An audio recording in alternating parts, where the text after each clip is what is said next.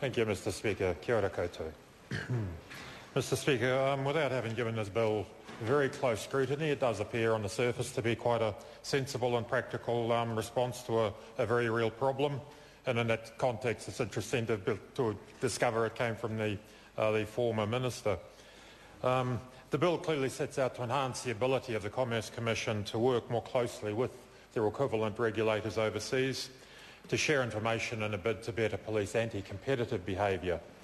And now, while in the greater scheme of things, the Greens don't necessarily think that competition is always a desirable thing in business, we see cooperative and collaborative approaches also having significant power. Clearly, in this context, it is to everybody's advantage to not allow anti-competitive behaviour that would not be in the interests of either good business practice or of consumers or other stakeholders. And to the extent that this bill can reduce collusion that would disadvantage the market, the stakeholders, the consumers, then clearly it is a good thing. Given the closeness of the economic relationship between New Zealand and Australia, it's clearly entirely appropriate that this bill should focus first on establishing that relationship in the context of getting some synergy, some parallel operations between here and Australia in order to enable a high level of cooperation between the two countries. And the bill does set out some requirements that must be met before information sharing can take place, and we see these as essentially public interest tests. And it's desirable this assessment be done on a case-by-case basis. There is always a temptation for regulators to be a little bit open-handed perhaps, or inappropriately so on occasion, with information sharing or exchange, whether by intent or simply by poor judgment on a given occasion. And it is critical that the reasonable expectations of companies whose information is taken by regulators should know that that information will be treated in the utmost confidentiality within the context of what the bill or the Act would be trying to achieve.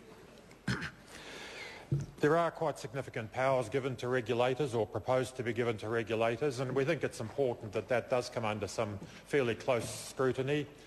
We've had the recent example of a search and surveillance bill put up to this House, which has stimulated significant and very well-grounded public opposition, and indeed opposition from the legal profession and elsewhere. And it's important that the same mistake is not made with this bill.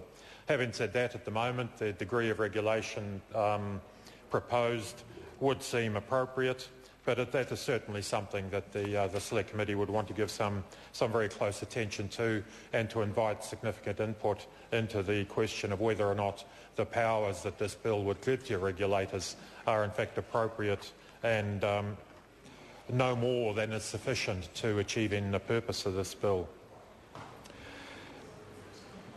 While what we see perhaps lacking in this is a very obvious national interest test, and I think that a former speaker did comment on that perhaps that's to look at the bigger picture beyond individual, consumer and indeed public interest, but to look to the broader national interests in the context of establishing what's appropriate in this.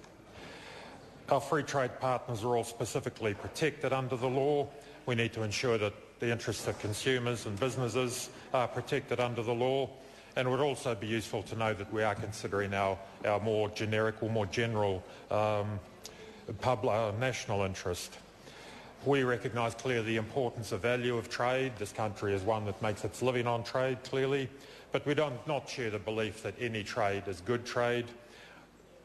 We insist rather on trade that is fair, trade that is mutually beneficial, and for those reasons, trade that is much more sustainable. There are some provisions in this bill about reducing fees for SMEs, and that's appropriate given, as was mentioned by the previous speaker, about issues of scale and what's appropriate. And there's also an attempt or some suggestion there about a waiver of payment of fees for those seeking to acquire another business, or in some instances to engage in a restrictive practice. And we would like to engage in some discussion at the Select Committee clearly about the appropriateness of those conditions.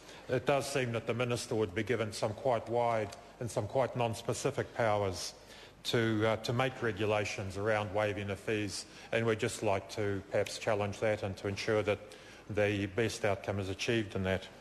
So in summary, we certainly support the general thrust of this bill. It's a positive step forward to getting some international cooperation between agencies tasked with policing anti-competitive behaviour, and so we'll be very happy to support it through to the Select Committee, and where some discussion, some appropriate amendments could be made to it. Kia ora koutou. Point of order, the Honourable Anne Tolley. I seek leave to make a personal explanation under Standing Order 349